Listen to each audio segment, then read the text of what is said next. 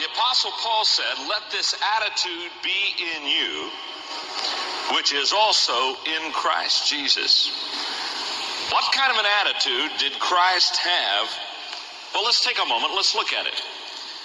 This afternoon, I went over to John chapter 13, where our Lord was going to have this intimate conversation with his disciples right before he was to go to the Garden of Gethsemane.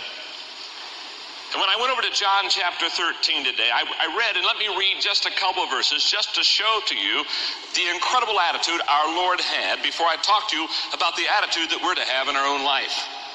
Let me read.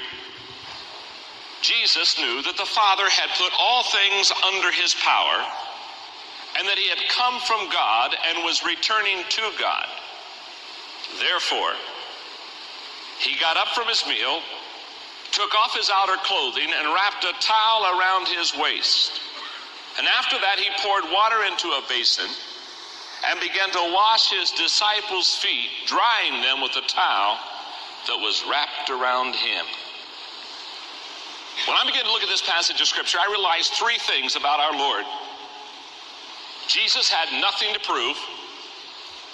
He knew who he was. Jesus, secondly, had nothing to lose. He'd already submitted everything to God the Father. He already realized that what you lose, you keep, and what you keep, you lose. And finally, Jesus had nothing to hide. And in that transparent, open moment with his people, he began to serve them and wash their feet. In Psychology 101, one of the first things I learned is that we see what we are prepared to see.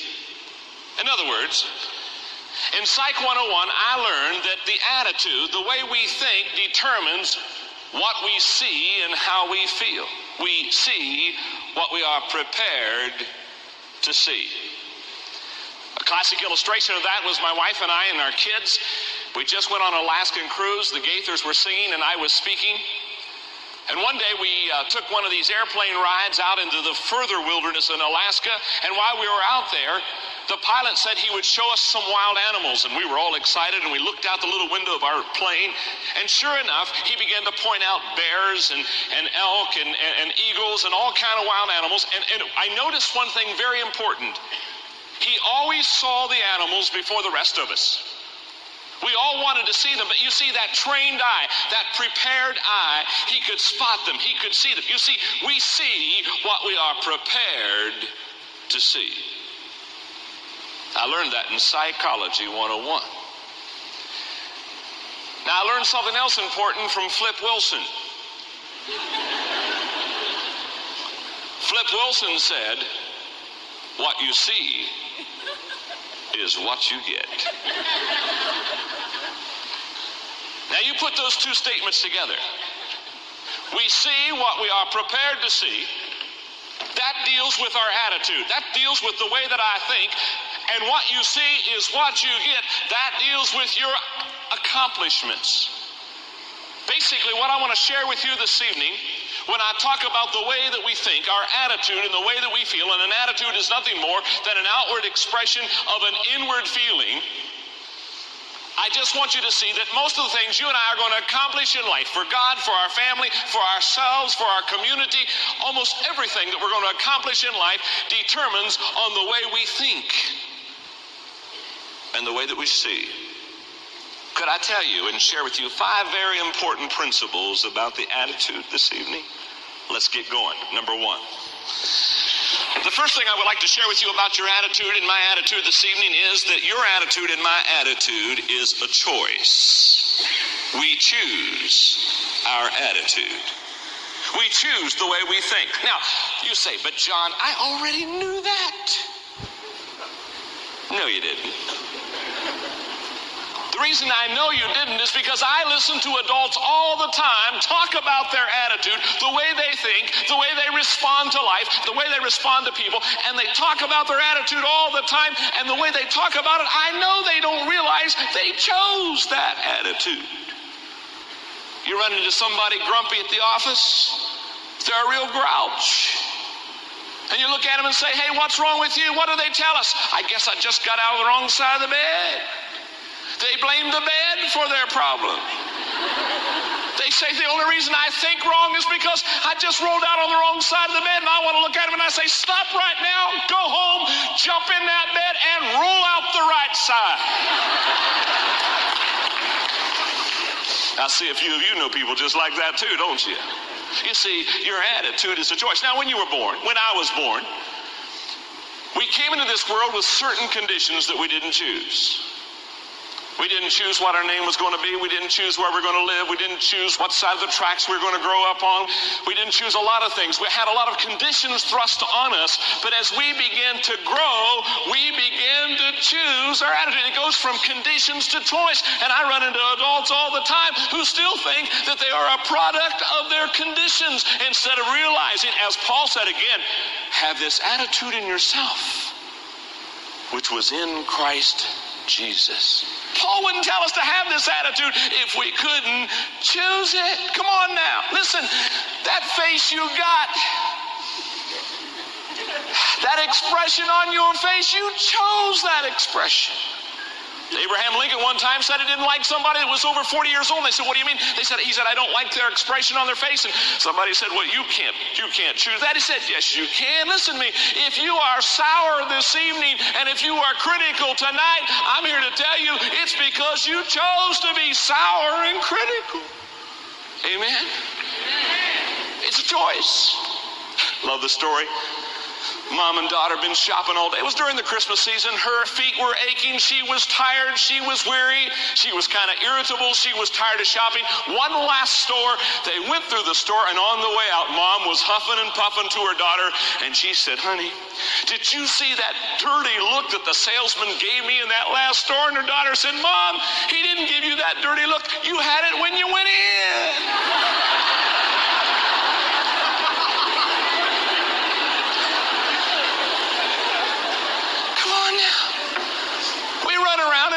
Like the attitude we have was somehow thrust on us. Listen, if you got a smile on your face, you chose to have a smile on your face. You see, we don't need another set of circumstances. We need a new set of attitudes.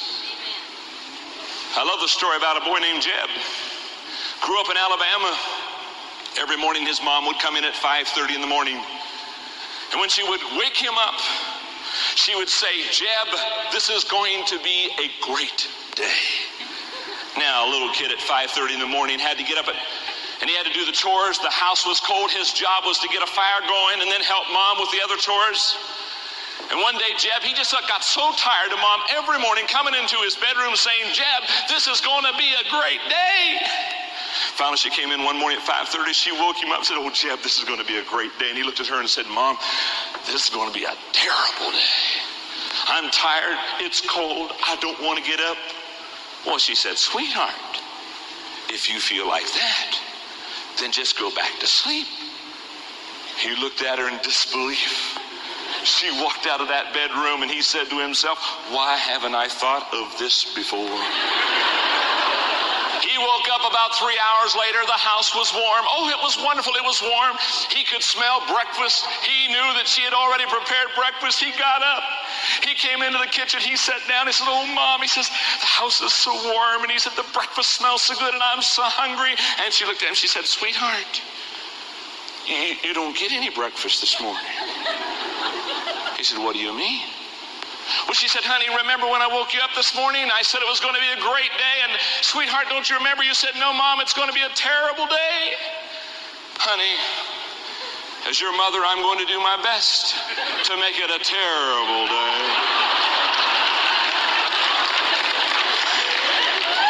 Back to the bedroom he was sent. He had to stay in the bedroom all day. He couldn't play. He couldn't get out. He didn't get anything to eat. Well, he went back to sleep for a few hours, but you know what it's like. After a while, you can't sleep anymore. By the time it was time to sleep that night, he'd already slept. As he tells this story, the next morning at 5:30, he was sitting up in his bed, wide awake, dressed. And when Mom came in the door, he threw out his arms and said, Mom, this is going to be a great day.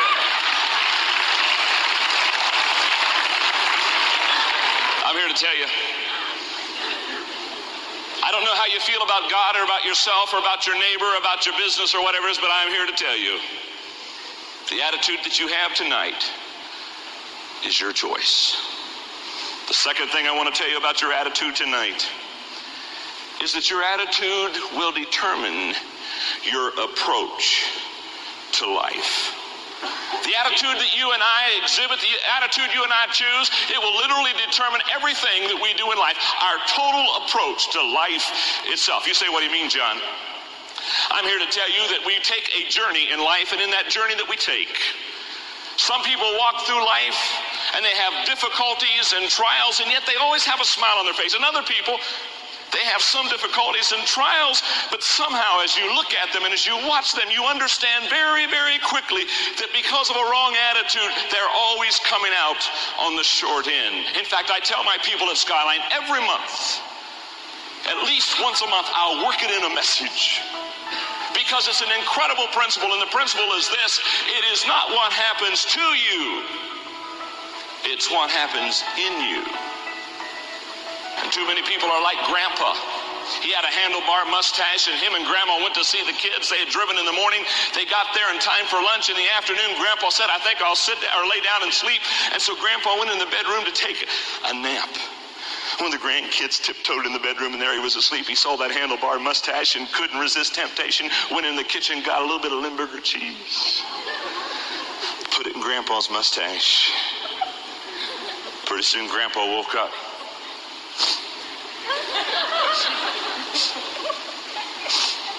Well, he said, this bedroom stinks. He got up out of the bedroom. He went into the kitchen to sit down where Grandma was making some cookies. He got a couple cookies, dunked them in the milk, and well, he said, this kitchen stinks too.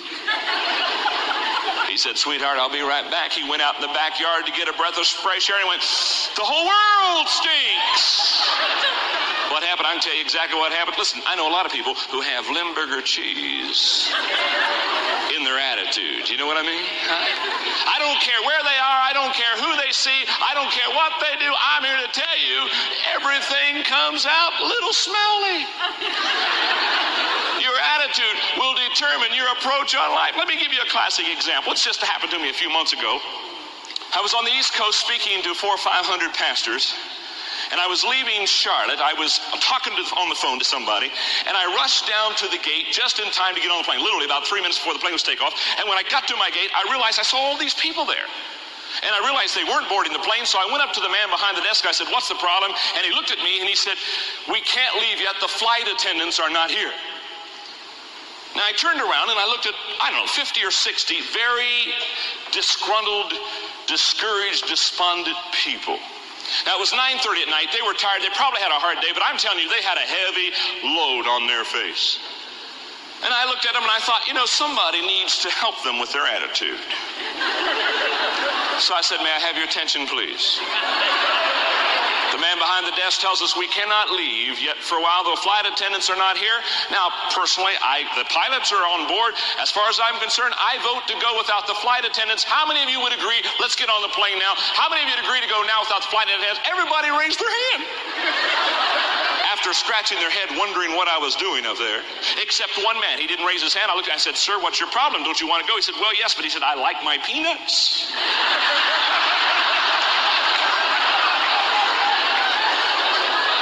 I said, sir, if I promise you, if you get on this plane, I'll serve you. I'll be the flight attendant. If I promise to give you peanuts, will you get on? He said, well, sure. He said, all I want is my peanuts. I said, fine. I went up behind the desk. I told the man, I says, we're ready. Now, he had a bad attitude. He said something about federal regulations, and that wouldn't work, and we couldn't do that. And so I looked at people, I said, I guess we can't go, but I said, if you'll just all hang tight, I said, I'll take care of you. I went down 2 gates, and there they had one of these little fast food places where you can pick up a little cafeteria like. I went up there and I said, ma'am, could I have 50 Cokes? She said, what? I said, I'd like to have 50 Cokes. We're waiting to get on a plane. It looks like we're going to be stalled a while, and I'd like to kind of serve the people before they get on the plane. She said, you're kidding. I said, no, I'm not kidding at all. 50 Cokes, please. She said, you're going to take those 50 Cokes and give them to those people that are waiting? I said, sure I am. And she said, could I help? I said, sure could. We went down. I said, may I have your attention? I said, now I have a Coke for everybody here. If you'll just, as I pass, she'll give you a napkin. Her name was Denise too. I said, Denise will give you a napkin. And we went through and we gave everybody Coke. Now I've done this about 5 or 6 people, and all of a sudden you should have seen the change in their attitude. They're looking at each other. Now we're starting to become community. We're starting to know each other on a first name basis. They know my name is John. I served them 50 Cokes. And then he said, the man who was behind the desk, he didn't know what to do with me. And finally he said, the flight attendants are in the airport. They're not here yet, but listen, get on the plane anyway. I told the people, I said, we can get on the plane anyway. And so they got on the plane, and when I got on, right there by the co-pilot was kind of there, and right where the trays and stuff are, and I saw this basket of granola bars. It was on a U.S. Air flight. And if you've ever been on one of those, you know those baskets they have. And I looked, I said, could I go ahead and serve the people? Well, I said, why not? I said, well, sure, that's what I say. I took that basket and I started going down, and passing out the goodies. I got to the guy who wanted peanuts. I gave him 2 bags of peanuts. Whole lot of wonderful time we had. I served everybody on the plane. I sat down, and about that time, the flight attendants very hurriedly come on the plane, and they're all saying, oh, we're so sorry we're late, and we'll do our best to take good care of you. And they're going, trying to put everybody at ease and apologize. And everybody's sitting there. They got their Diet Coke. They got their granola bar. And they're telling those flight attendants, mellow out, relax, sit down. We're already being served. We got a guy that's taking care of us. And they said, what do you mean? We're the flight attendants. They said, that guy right up there, he's taking care of us. Go talk to John.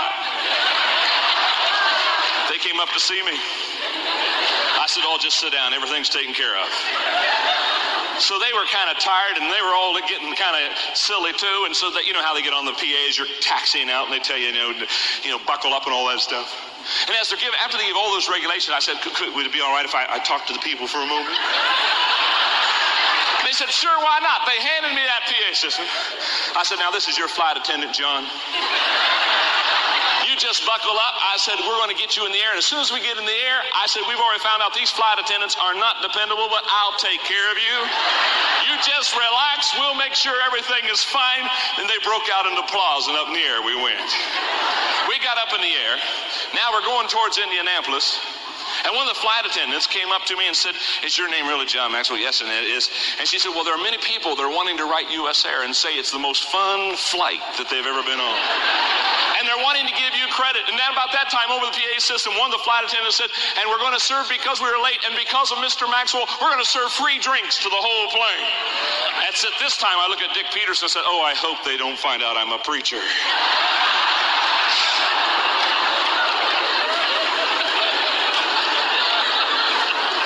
Finally landed. Some businessman right across the aisle, he couldn't stand it anymore. He stuck out his hand and says, my name is Bob. What's your name? My name's John Maxwell. He said, I have never seen anything like this before in my life. He says, you have an incredible attitude. We landed, and they got on the little PA system again, and they told them all the things, have a good time in Indianapolis. And when they were done, I said, could I talk to my people one more time? They handed it to me, and I said, folks, I'm so glad you were on this plane. I said, we had a wonderful time, didn't we? And listen, folks, your baggage maybe didn't make it, so I'll be down in the baggage section. I'll see you there, and if there's any problem, let me know, and I'll call a cab and charge it to U.S. Air. I got off that plane, they gave me a standing ovation. Somebody from the Gaithers was supposed to pick me up. Now, we got off the plane kind of quick, and he was reading a newspaper, and he didn't see me. Now, as we're going down the hall, this guy, remember the guy who wanted 2 bags of peanuts? He came running up to me. He had a big bag of grapefruit. He says, I fly all the time. He says, I've never seen anything like this. And he says, I don't have any peanuts. But he said, would you just take a grapefruit? Thanks so much for everything you've done. I said, sure. I said, where are you from? From Florida? He said, sure am. I said, my brother and sister-in-law live in Winter Haven. He said, well, that's where I live. I said, do you know? And he said, John Maxwell, Larry and Anita Maxwell. He said, I'm on a board with them. He gave his wife the grapefruit and said, I'm going to call them now. He says, they won't believe what I just saw. He got on the phone. We went down the baggage section. I looked at Dick Peterson, who travels with me and runs the Enjoy Ministry. I said, Dick, I wonder where the representative is to pick me up. And about that time, about 50 people brought the guy to me. Here's the story. We got off. He didn't didn't see us. After a moment, he realized that plane was unloading, and so he started watching. He didn't see us. You know how people travel in groups together? He ran down the hall and he said, "Excuse me, folks," he said, "does anybody know a John Maxwell?" They turned around and said, "We all know John Maxwell. He served us on the plane." No, he said, "He's not a flight attendant. He's a speaker." "That's what we mean. We'll take you to him. He's in the baggage section," and off they took me. I was going through Nordstrom's one day. That's a department store on the West Coast. Oh, it's a marvelous place. My wife thinks it's heaven. And if she doesn't quit spending, I'm going to send her there.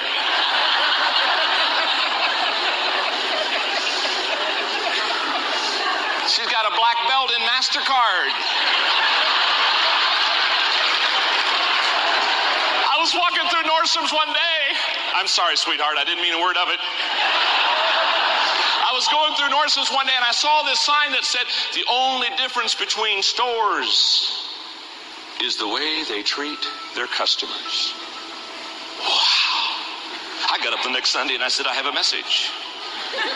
The only difference between churches is the way they treat their people." And Nordstrom's is absolutely incredible. You see, our attitude will determine our relationships with other people.